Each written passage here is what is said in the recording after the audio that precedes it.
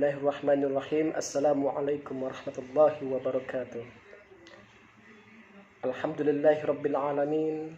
Wassalatu wassalamu ala asyrafil anbiya'i wal mursalin wa ala alihi wa sahbihi ajma'in, amma ba'd. Allahumma salli wa sallim wa barik wa karrim wa azim ala hatan nabiyil karim sayyidina wa habibina wa syafi'ina wa qurrati a'yunina wa maulana Muhammadin sallallahu alaihi wasallam.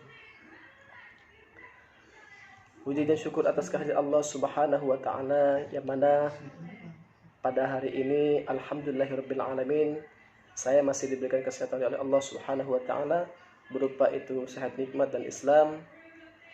Tak henti-hentinya bersyukur kepada Allah Subhanahu wa taala. Salat serta salam saya tuturkan kepada suri tauladan kita baginda Nabi besar Muhammad sallallahu alaihi wasallam, kepada seluruh keluarganya dan sahabatnya, pengikutnya hingga akhir zaman. Semoga kita di sini mendapatkan syafaat dan diakui oleh umat Rasulullah sallallahu alaihi wasallam di akhirat. Amin ya rabbal alamin.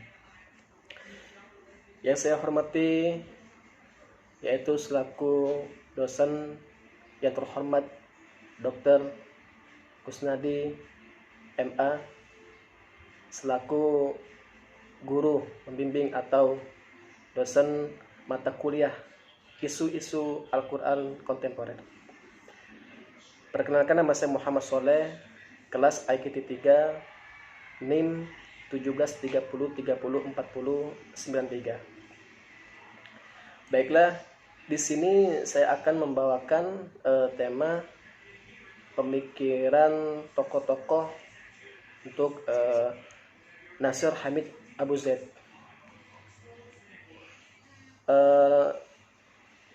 Biografi Nasir Hamid Abu Zaid namanya yaitu Nasir Hamid Abu Zaid, lahir pada tanggal 10 Juli 1943 di Kufa, Provinsi Tanta, Mesir bagian barat. Saat berusia 8 tahun, dia telah menghafal 30 juz.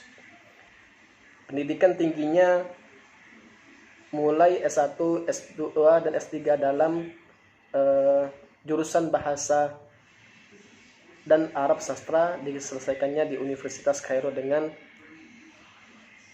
predikat Hikes atau Hanous. Pernah tinggal di Amerika selama 2 tahun 1978 sampai 1980.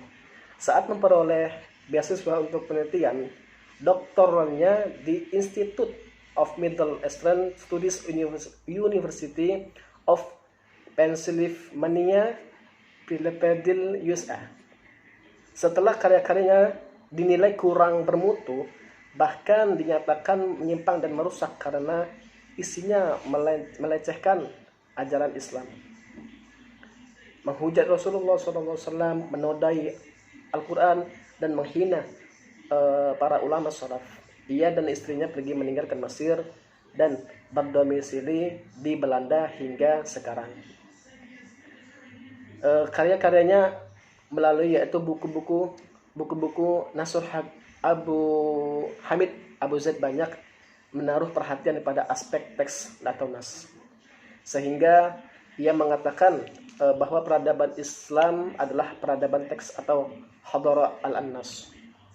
Maka ia banyak menulis buku-buku yang mengupas persoalan teks seperti Mahfum al-Annas, Dirasah fi Ulum Al-Quran, Naqd al-Kitab ad-Din. Karya-karyanya lain yaitu Al-Ittijah al-Aqli fi Tafsir wa Aliyan at-Ta'wil al-Imam Syafi'i wa Tas'id, dan 16 buku karya yang lainnya. Abu Hamid juga pernah mendapatkan beberapa penghargaan, gelar dan penghormatan, diantaranya pada tahun 1975 sampai 1977 dari Ford Foundation Fellowship dan universitas lainnya. Teori Al-Quran, An-Nasir Al-Hamid, Al-Quran adalah produk budaya. Dalam penerapan teori hermeneutika dalam mengkaji Al-Quran, Nasir Hamid menggunakan metode analisis teks bahasa sastra, nahas tahlili, al-nusus al-lughawiyah, al-adabiyah, atau metode kritik sastra yang lainnya. Dalam pandangannya, metode tersebut merupakan satu-satunya metode untuk mengkaji Islam. Nasr Hamid menyatakan, oleh sebab itu, metode analisis bahasa merupakan satu-satunya metode manusiawi yang mungkin untuk mengkaji Al-Quran adalah produk budaya. Dalam penerapan teori hermeneutika dalam mengkaji Al-Quran, Nasr Hamid menggunakan metode analisis teks bahasa sastra, nahas tahlili, al-nusus al-lughawiyah, al-adabiyah, atau metode kritik sastra yang lainnya. Dalam pandangannya, metode tersebut merupakan satu-satunya metode untuk mengkaji Islam. Nasr Hamid menyatakan, oleh sebab itu, metode analisis bahasa merupakan satu-satunya metode manusiawi yang mungkin untuk mengkaji. Baiklah, di sini beberapa pandangan sarjana muslim tentang pemikiran Nasr Hamid Abu Zaid.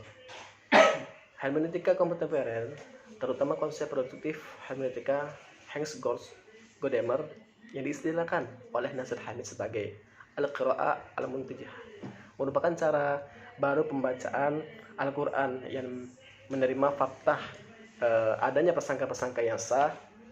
Dan ini metode ini ternyata sebagian menghilami sejumlah sarjana muslim untuk melakukan interpretasi terhadap fenomena Al-Quran. Misalnya Fadlur Rahman, Muhammad Al-Qan, Hasan Hanafi, dan Farid Ishaq. Namun perbedaannya, Abu Zaid lebih mendalami pergulatan teks dengan menggunakan semiotika dan hermeneutika. Dengan dua alat bedah inilah ia menyimpulkan bahwa Al-Quran adalah produk budaya atau muntajah as-saqaf. Melalui pemikirannya yang kontroversial ini, Abu Zaid menyatakan bahwa teks Al-Quran mengalami dialektika antara teks dan realitas sosial dalam tahap yang disebut dengan mashala atau syakul, yang menggambarkan teks Al-Quran sebagai produk kebudayaan, dan kemudian masuk pada tahap masalah atasyik ketika semula merupakan produk kebudayaan menjadi produsen kebudayaan. Abu Zaid berusaha mengaitkan kesolaan penafsiran dengan hermeneutika dengan argumentasi bahwa segala bentuk penafsiran dianggap sebagai hermeneutika. Hermeneutika Abu Zaid merupakan kritik atas pembacaan repetitif tendensius al-qiraah, pembacaan yang bersifat pengulangan dan tidak disertai proses dialektis, dan merupakan langkah menuju pembacaan yang terbuka, produktif, dan kontekstualis. Pendekatan hermeneutika humanistik Abu Zaid sebenarnya berangkat dari pembacaan-pembacaan yang ia kemukakan di atas, yaitu dan menjadi perhatian sentral pembahasan ini. Dengan pendekatan ini, Abu Zaid mencegah terjadinya penafsiran yang bercorak ideologis dan tendensius repetitif, dan karenanya sejalan dengan proyek pemikiran Khalid Muhammad Abu Al-Fadl dalam mencari penafsiran otoritatif teks-teks hukum, dan pada gilirannya mencari bentuk interpretasi yang inklusif dan demokratis. Menurut Muhammad Nur Ikhwan dalam buku Mafhum an-Nasu konsep teks, Abu Zaid tidak memberikan pengertian yang pasti dan jelas dari pendapatnya sendiri mengenai pengertian, yaitu teks. Dia hanya mengutip pengertian tentang teks berdasarkan pengertian modern.